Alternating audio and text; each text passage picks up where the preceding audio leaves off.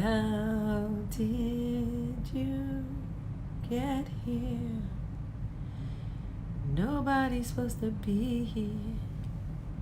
I've tried that love thing for the last time. My heart said no, no. Nobody's supposed to be here.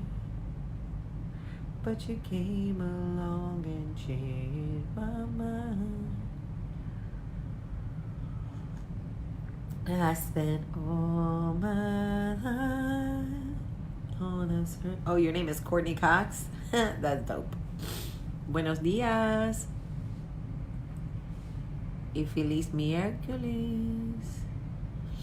Nosotros estabas bailando anoche. Hi, Mare. The podcast will not be released until 2020, early 2020. But thank you for asking.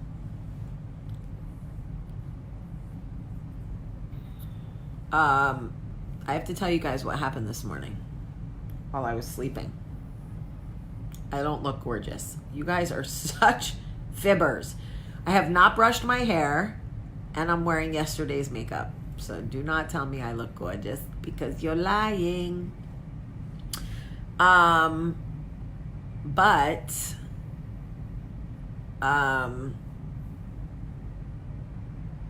hair popping? Really? Oh my God, you really were named after the actress Courtney Cox. I was named after Jamie Lee Curtis. I was singing Deborah Cox because I was talking to Deborah Cox. And so now her music's in my mind. I was trying to somehow fix the flyaways, but you know what? Whatever. It is what it is. You brighten my day too, Shannon. Anyway, this morning my phone alarm, I got up early because I had to go to the bathroom. It's a network of podcasts, Kelly. It's a whole network. I'll tell you about it in a second. I feel like I have so much to tell you guys. I feel like I'm going to vomit. Okay, I'm not. Okay, wait. Ugh. I slept a lot, though. I slept 8 hours, 9 hours. Anyway, thought I was dreaming that I was hearing my phone. What the fuck?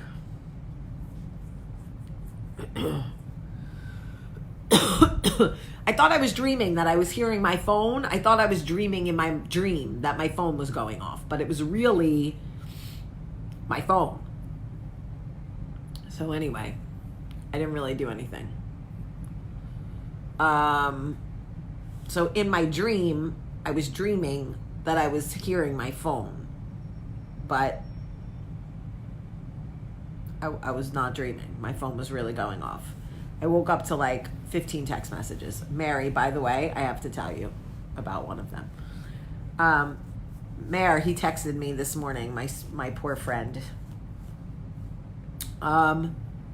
Mary said, sing It Was Only a Dream. Na, na, na, only in my dream, as real as it may seem. It was only in my dream. Except it wasn't. It was real. The phone was really going off. I just want to sing with Sabrina. I just want to sing Cover Girls. Actually, I just want to sing anything with Sabrina. Sabrina goes, Mary still wants to sing. Listen, I was just saying, obviously Sabrina can sing Cover Girls because she's in the Cover Girls, so she can sing, show me you really love me. Actions speak louder than words. But she doesn't want to sing that. She sings that every weekend. She wants to sing other stuff. Wheel in the sky keeps on turning. I don't know where I'll be tomorrow. Just kidding. She does not want to sing that song. I just made that up. She wants to sing, I knew a girl named Nikki, I guess you could say she was a sex fiend. Met her in a hotel lobby, masturbating with a magazine. She said, how would you like to waste some time? And I could not resist when I saw little Nikki grind. Here's the thing about having friends that can really sing. They love when you sing because it takes the pressure off them of having to perform all the time. Yes, sing, my non-singing friend. Sabrina lets me sing because Sabrina can sing. So when I sing, it's one less song she has to sing. And she gets paid to sing. Could you imagine if people were like, Jamie, pitch me a movie all the time. Pitch me a movie. That's what it's like for singers. Sing me a song. Sing a song. Sing out loud. All right, anyway. You are the best. You can do anything. You can be anything you want to be. Oh, God. Truth. Everybody's like, do you want to ride in my Mercedes, boy? That's not the Cover Girls, though. But that's a good song. Anyway, I mean, I could sing songs all day, so I'm not going to do that. I'm actually going to talk to you. I want to talk to you about happiness. I really do. I want to talk to you about happiness. Because there are so many people right now who are profoundly unhappy in parts of their life. And they write me these messages and they say, yes, Mary, I did. Only the breadcrumbs ended in sadness. They write me letters and they tell me that they are sad. They are sad in their relationships. They are sad in their jobs. They are sad with their boundaries. They are sad with their families. And I understand that I have become the sounding board for people who want advice. And you go to people for advice when you feel some type of way. I understand that. So I thought, I would not be doing my service, my duty as a friend, if I did not remind you about the beauty of happiness, about how we look for, there are little things. I'm going to give you an example because I'm talking in circles right now because clearly I overslept. Sometimes if I sleep too much, I'm like goo goo gaga, okay? I love tropical Red Bull. This is just an example, okay? I love tropical Red Bull. I don't drink it a lot. Red Bull's not good for you. But when it's around, I love it. If they have it and I could drink it with vodka, I order it, okay? So when I ask for someone and I say, do you have tropical Red Bull? And they say, no. I'm like, oh, that's so annoying. Why don't people ever have it? And then I go on for 5 minutes and then I'm like, you know what, whatever, fine. I'll have a Tito's and soda with a splash of grapefruit, fine. Okay? When I order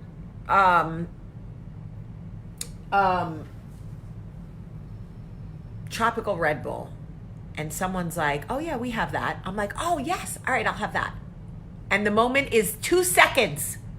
Sometimes I do a little happy dance when I sip it like this because I'm excited.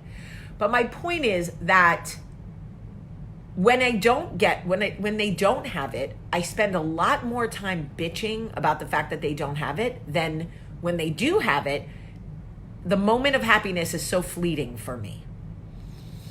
And I don't want it to be that way for us because there is so much happiness in the world and there are so many moments. Nobody's happy all the time. That doesn't exist. There's no like Mobius loop of happiness where we're all just on one big fucking euphoric ride that never stops and we're all just happy all the time. That's not real. Happiness is moments. And when we let those moments pass us by and we don't take the time to like be happy for a second, it feels like we're fucking miserable all the time because we spend so much more time focused on the shit that we don't like. I'll give you an example. Yesterday, I made a big announcement about my career. Someone said I was the Madonna of entertainment and that every 2 years I reinvented myself. And I have to tell you, that was the greatest compliment anyone has ever given me, except for saying I have beautiful feet, which I do. Okay. So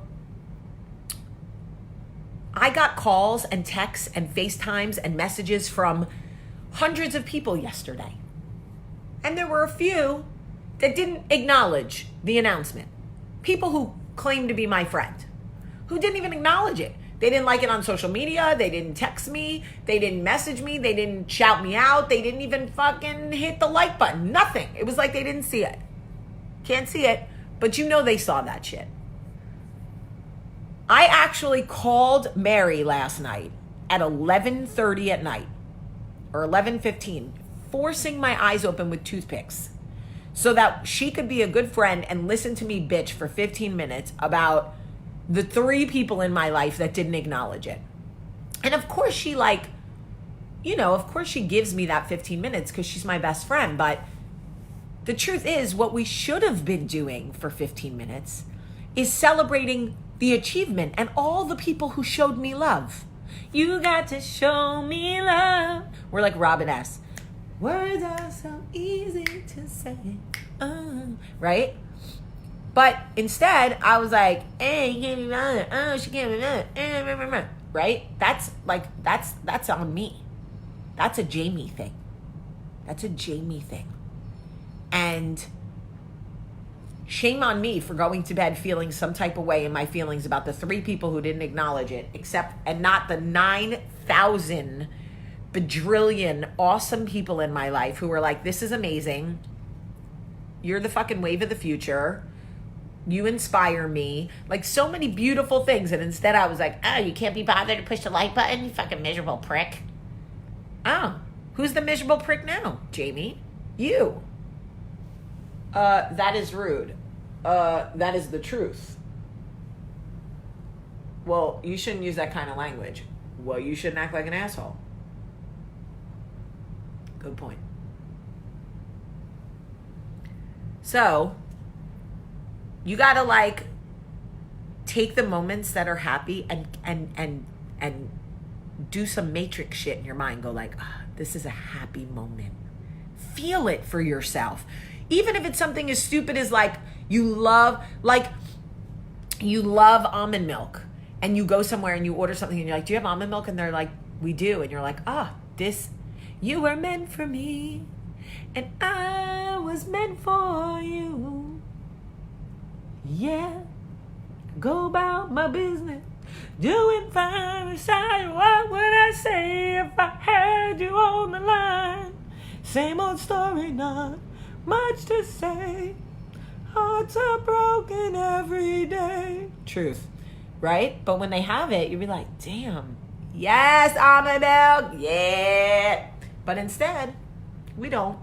We just oh, okay. And I do have vocal ADD. Oh my God, it's so bad. You know what? Being a creative is a blessing and a curse. It is. You are such a good cheerleader, Mary. You really are. You're the best fucking hype girl ever. But you're also the best nah, he could die. He gotta die. No problem. He gotta die. If he hurt you, he gotta die. If she don't celebrate you, she gotta die. I love it.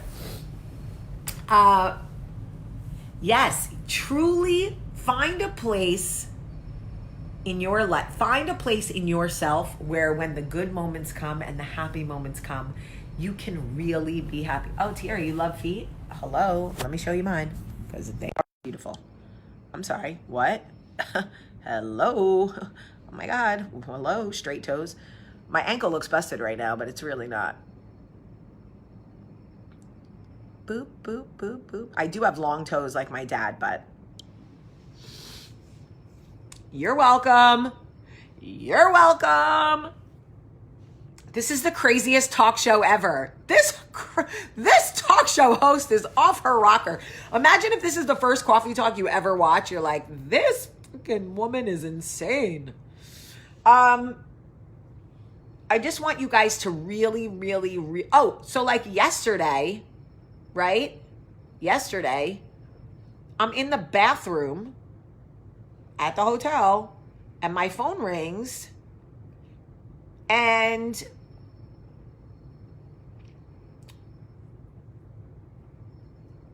And it was a FaceTime from a friend in Freehold who was like, just saw your announcement, just wanted you to see my face, just wanted you to see how happy I was. And I was like, oh my God, I'm so happy to see your face. Your face makes me so happy. This makes me happy.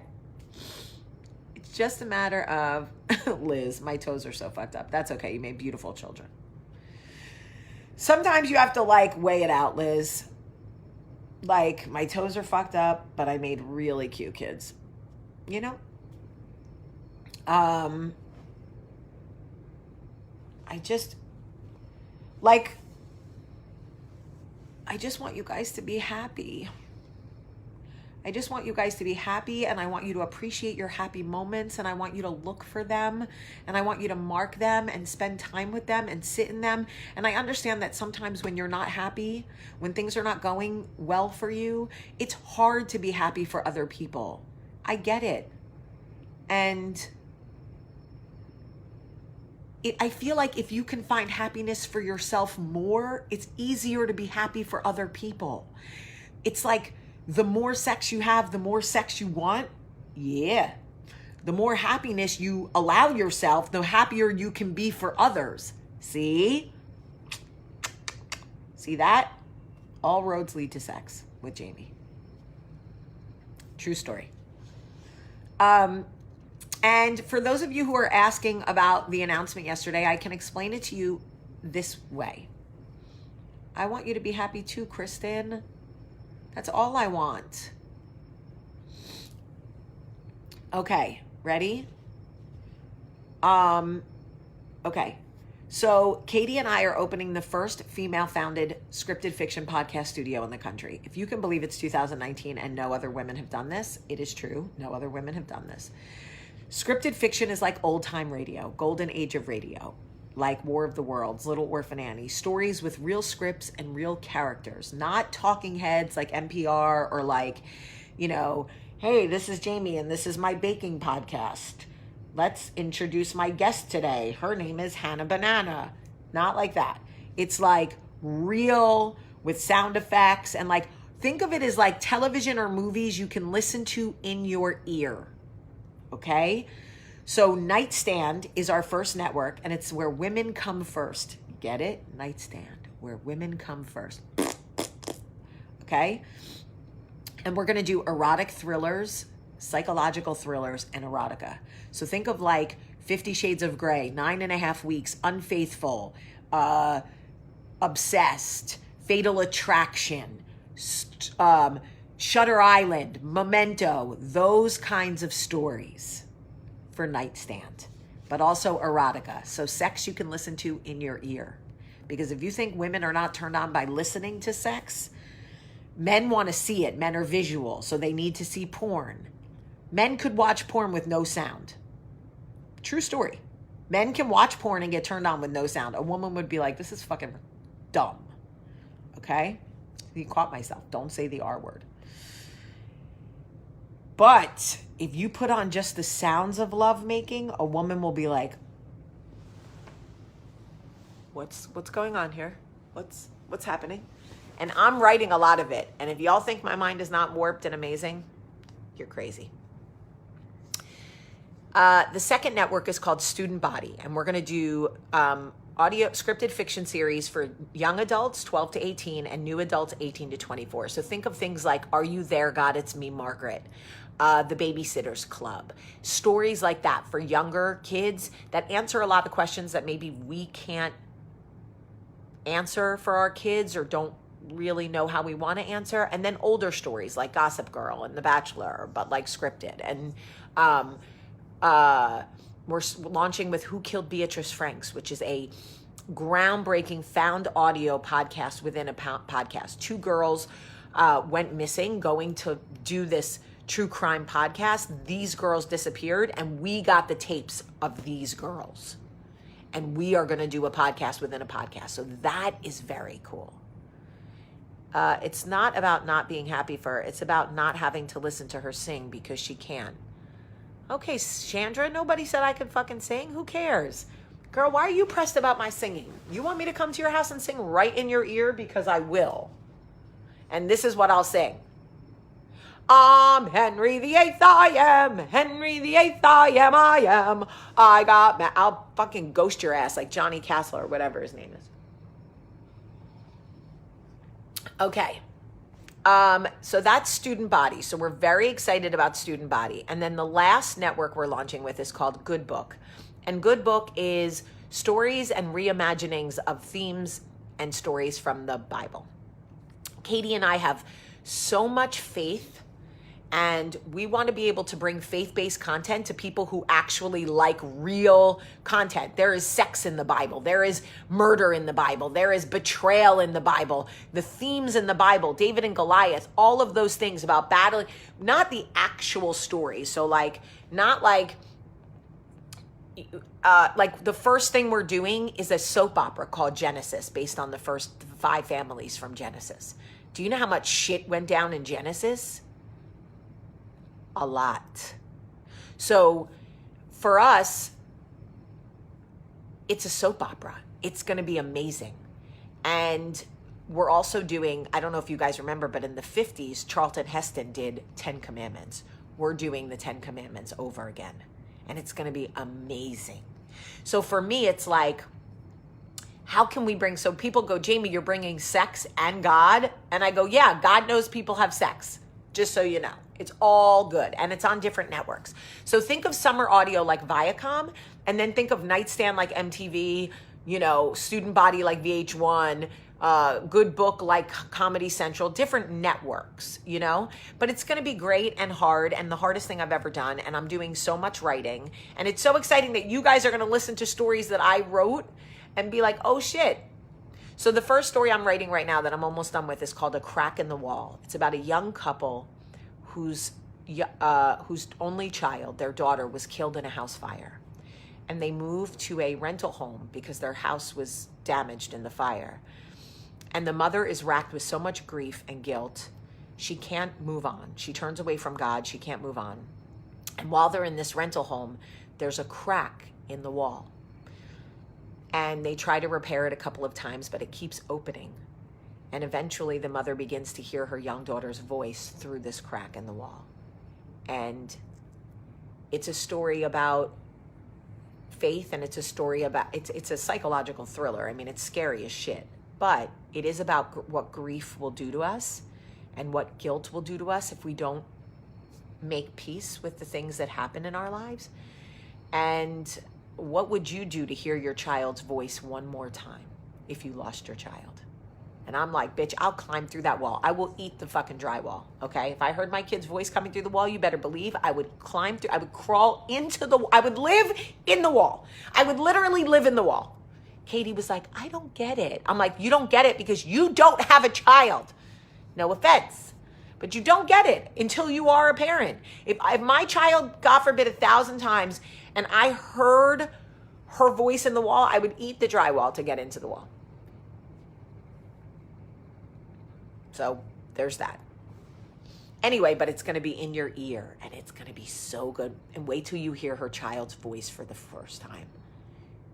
When you hear her, it's very Edgar Allan Poe. It is. It's very creepy and psychologically terrifying. And the way she turns from God and she shuts God's voice out and she listens to the sound of her daughter and she becomes this different person. It's very, very scary and creepy. But you'll love it. You'll love it. Anyway, you'll be able to listen to our podcast everywhere podcasts are distributed. So Spotify, we met with Spotify yesterday. They're very excited for us. Spotify,